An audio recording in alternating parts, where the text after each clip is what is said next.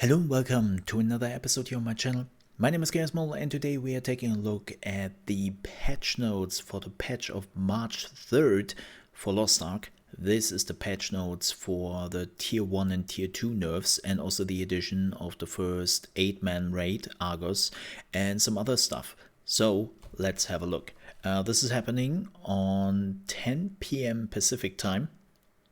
That is 6 p.m. UK time and 7 p.m. Central European time, so pretty good time, with an expected downtime of 6 hours. So the servers will come back at 2 p.m.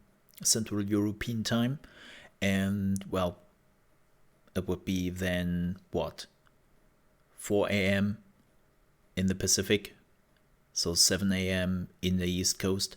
This update will include general bug fixes and so on and so forth, balance updates. Before we dive into the specific changes and updates, we wanted to share our reasoning for the adjusting the balance of some of the Tier 1 and Tier 2 Guardian raids in Abyssal dungeons. Yes, please do, because a lot of people were not happy to hear this. It's been less than a month since the hordes of heroes have arrived on the western shores of Arkesia.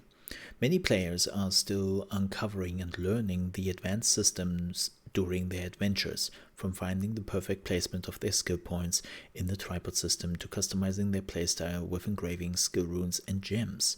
It's been exciting and humbling for us to see players at different stages in the journey as they quest to level 50 before encountering the diverse Tier 1 and Tier 2 content, progressing step by step and exploring all that Arkesia has to offer. In other regions, players had to stay in Tier 1 and Tier 2 for considerable duration, as Tier 3 had not yet been released.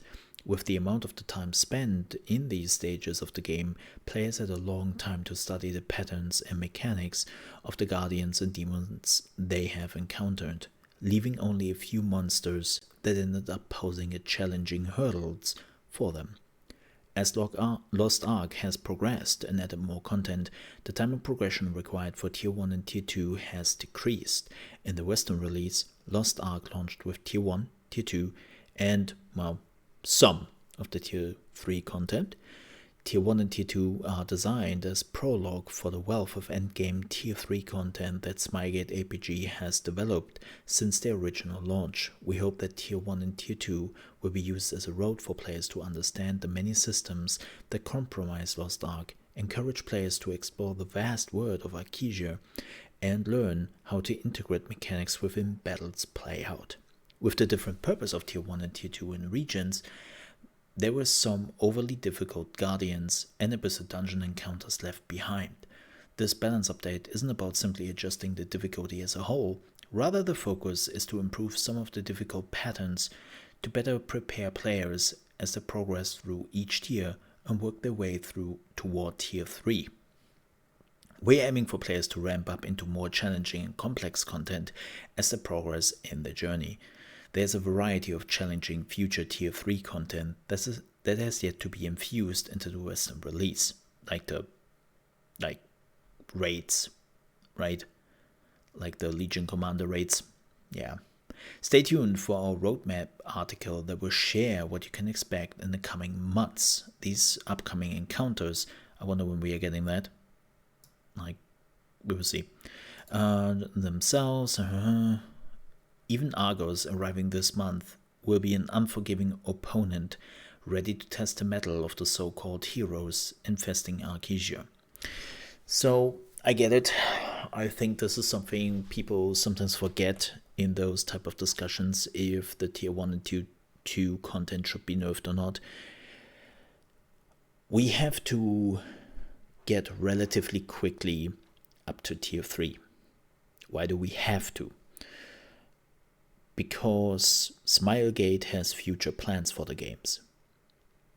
South Korea will not stay in the state it is right now for a long time. They have so many new updates and raids planned that they have to get the people through that relatively quickly, because what they want to do, and they have said this multiple times, is they would like to get the South Korean version and the Western version on par when it comes to patching.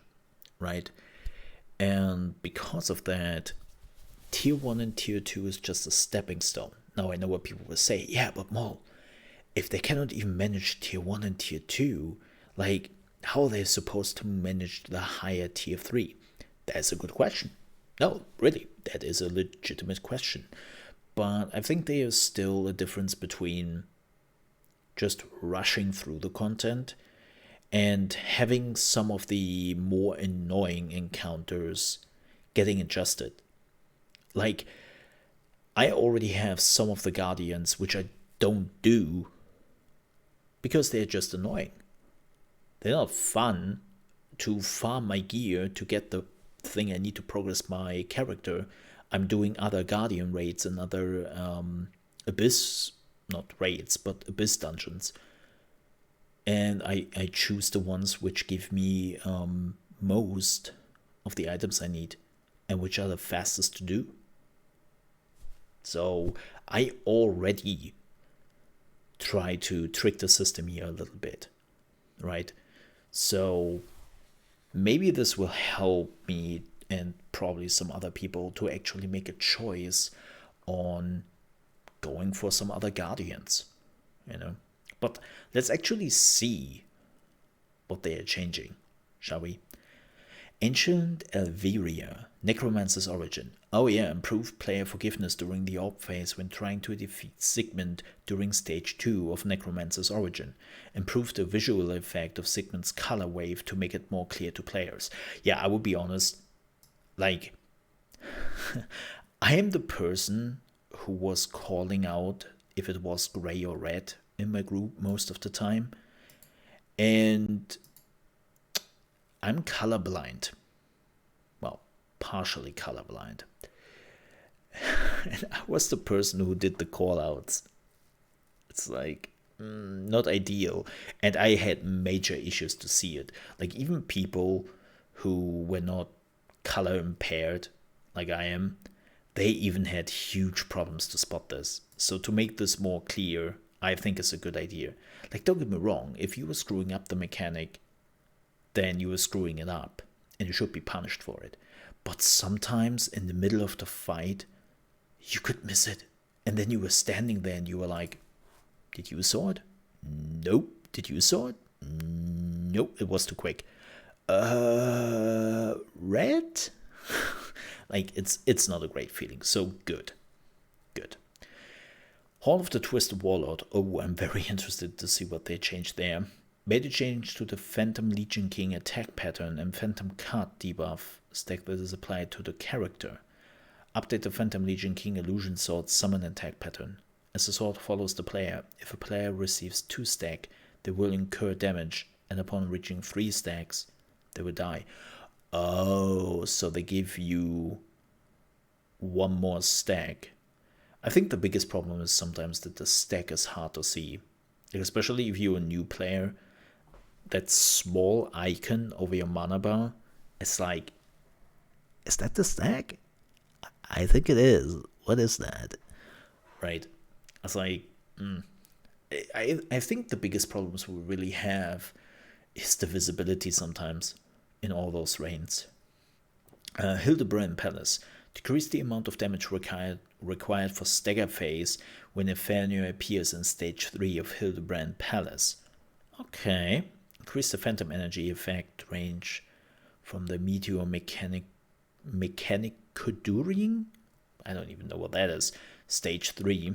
Change the attack shape of the second. Okay, meteor mechanic. Huh. I guess this is also again just, I mean, here's the thing. I'm not the biggest fan sometimes of stagger phases because I have it pretty easy. I'm a gun lancer. All my attacks do stagger. All of them, without question. But I sometimes have a team with me where everyone's like, stagger attacks? Ooh, not that much. You know, it's just, team composition can be problematic. So, yeah, okay. Gate of Paradise, haven't done it yet, so I cannot really talk about it. Increased the warning time for the Omen attack in stage 2 of Sea of Indolence. Changed Indolent Sentinel Arkham's attack from wipe mechanic to a high damage attack in stage 2 of the Sea of Indolence. Wow, that's a big nerf. From a wipe mechanic to high damage. I wonder what that is. Because again, I haven't done this yet. So, curious. Guardian Raids. Virtus. Remove the stun debuff that was applied when players were hit by the tail swing attack. Decrease the damage dealt by several attacks. Jumping out of the ice, grabbing a player and breathing ice fire. Yeah, this was really like jumping out of the ice. It was sometimes kind of tough to guess who he is attacking, because interestingly enough, Necrosena, was it Necrosena? I think Necrosena can also do like a similar attack, and you could always see like the dust moving, so you were knowing who Necrosena is following around. Whereas, was it Necrosena? I think it was Necrosena. Yeah. Whereas Virtus, you don't really have an idea, and they could one-shot you, right? And the grabbing a player and breathing ice fire, if you were doing this raid alone and you got grabbed, it was a wipe. You died. Tough luck. And he does it instantly, right? So sometimes you just get hit. It sucks a bit. Necrosena, decrease the damage dealt by several attacks. Tail attack, and after thumping the ground with the tail, jumping out of the ground, lightning projectiles. I mean, interestingly enough, most of the time I did Necrosena to farm my tier 1 stuff. So it's kind of interesting that the Guardian raid I have basically on farm status is the one I'm just getting nerfed. Flame Fox Yoho. Reduce the duration of Flame Fox Yoho's Flame Ground attack. Decreased Flame Fox Yoho's HP. Interesting, wonder how much. Reduce the effect of the Burning Soul ability. Decrease the damage dealt by several attacks. Throwing Foxfire, jump forward and claw attacks, jump upward and claw attacks. So basically all the damage. I have to say, Flame Fox Yoho always felt like a high damage boss who always did constantly damage on you, and there wasn't really you could do about it. But he also had a high amount of HP, so it always felt weird. It's like, okay, I'm getting punished non-stop by this boss, but he also has a lot of health. It's weird. Title's, decrease the duration of Title's Circle of Spalling Rock attack. Change Title's attack that collects sand energy and explodes from the wipe mechanic to high damage mechanic. That's nice. Decrease the damage dealt by Title's Earth Explosion attack. Okay. I guess that should help. Arcadus. Modified Guardian Arcadus summon statue pattern to almost summon 4 Guardian statues. Oh, okay. So it's more predictable now. Decrease the damage required to apply weak point to Arcadus. To keep Arcadus challenging in the trial Guardian raids, that encounter will not have these changes. But more on that in the future update. Oh. So we don't have the trial Guardian raids yet, right? Please let me not be wrong by this. I don't think we have that yet. So they will bring that back for the trial raids. Interesting. Lava Chromanium. Decrease the damage dealt by the lava eruption attack used by lava Chromanium when becoming berserk. Yeah, okay. Decrease the damage required to apply weak point to Levinos. Weak point is a mechanic which requires players to break a part of the enemy, such as shield, okay, or target of a specific area with abilities and battle items marked with the destruction keyword. Oh, okay, so what Chromanium has, not the lava one, but the standard Chromanium one. And it's super important because this can completely change the damage they can dealt and make them actually weaker. And it's such an important part to get that off quickly. Albahastic, reduced Albahastic beneficial effect that was granted when obtaining the heat orb, changed the wipe mechanic to a high damage attack. So it seems like they really change a lot of the wipe mechanics to high damage.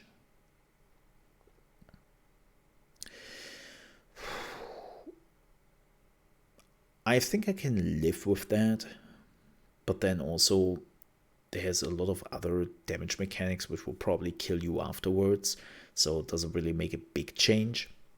We have to see. I think I have to see those things in action. I have to see those things in action, and we have to see how it goes.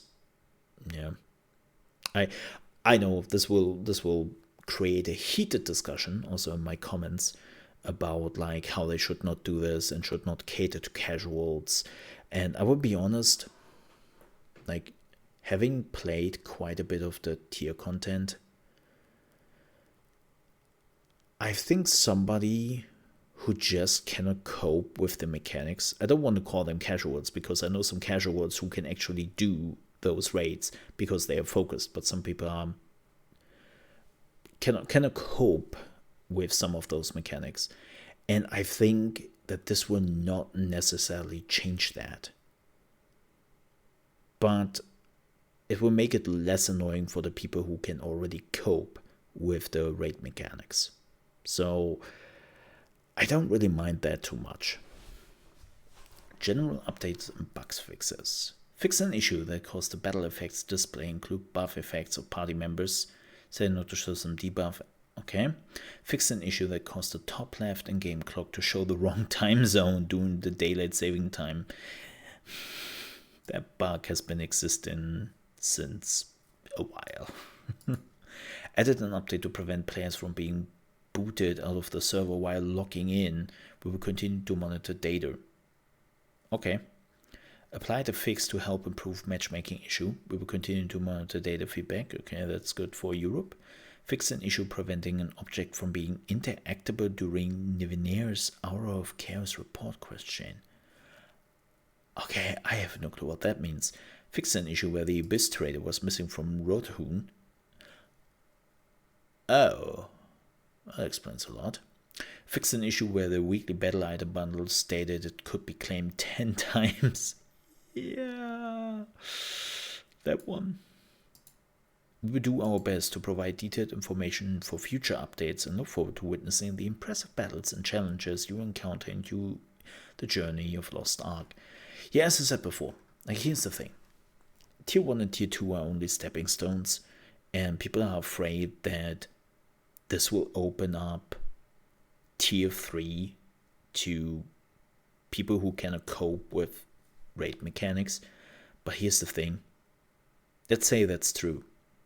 Then I think those people will be sorted out very quickly, no matter what. Like, the moment people are stepping into the real Tier 3 mechanics and they just cannot comprehend the raid mechanics, they will get sorted out very quickly. It's a bit like buying items to improve your character, like the pay to win, right? Where people are a little bit afraid of what would happen when people actually start to just buy all the items they need to upgrade their character. And in the end, yeah, they can totally do that, but at some point they still have to play the content, and no items in the world will save them from some of the mechanics. And that doesn't change. And they will not give you the best Tier 3 equipment. Like, to get the best equipment in Lost Ark right now for Tier 3, you still have to do the hard raids. And you have to manage them, right?